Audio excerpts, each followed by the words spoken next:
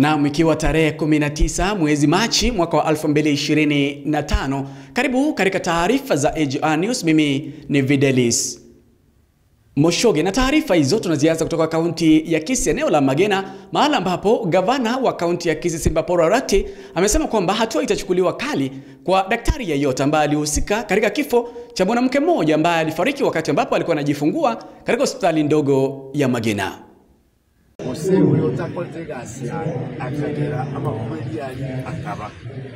Lazima abukole musibo asa mangana y'abanyetari nero redis kumurongo na kikyo montage bakiana bako bachaji coach asmada bose nekinjensi na yale, lakini tungeje kuwa na kile byose mpaka na nyore report y'abanyetari nyore kibyako ase Magena dispensary ikiagera dispensary yeyo noere elamigo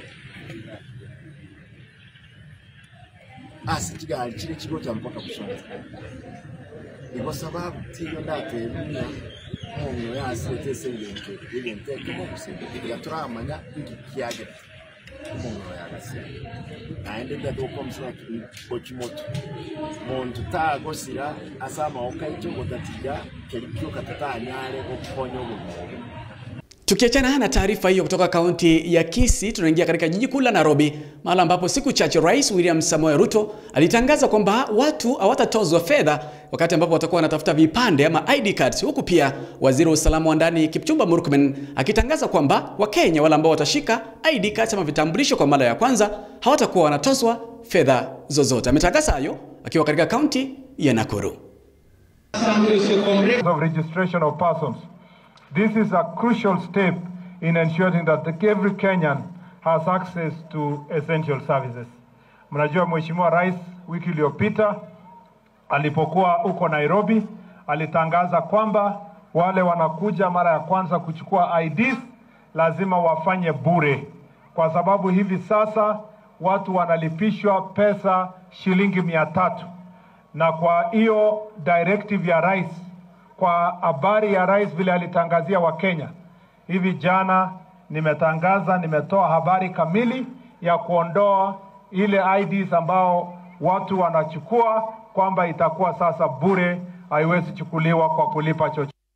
Siku moja baada ya maandamano kushuhudiwa jijini Nairobi kuhusu wahudumu wa afya, leo katika kaunti ya Nandi pia imeshuhudia maandamano hayo, huku wahudumu wa afya chini ya mwavuli wa Universal Health Coverage UHC wakisema kwamba serikali inafaa kuwaajiri katika kandarasi za kudumu. We are not going back to work until this government hears us.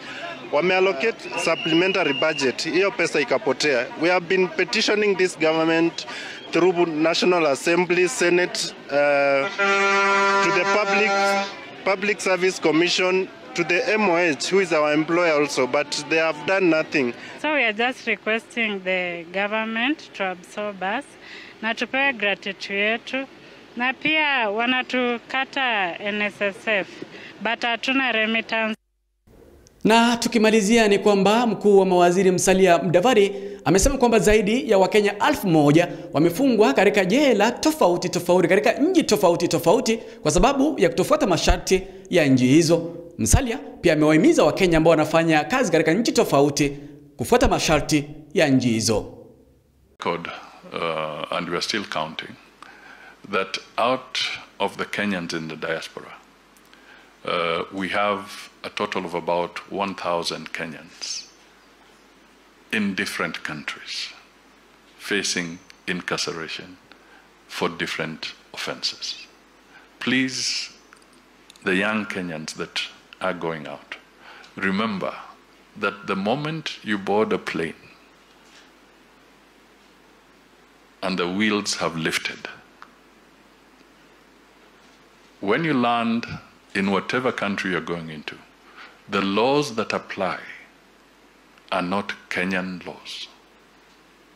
They are the laws of that respective country. Vietnam has got its own judicial processes, and we want to make it clear that we do not want to market Kenya as a conduit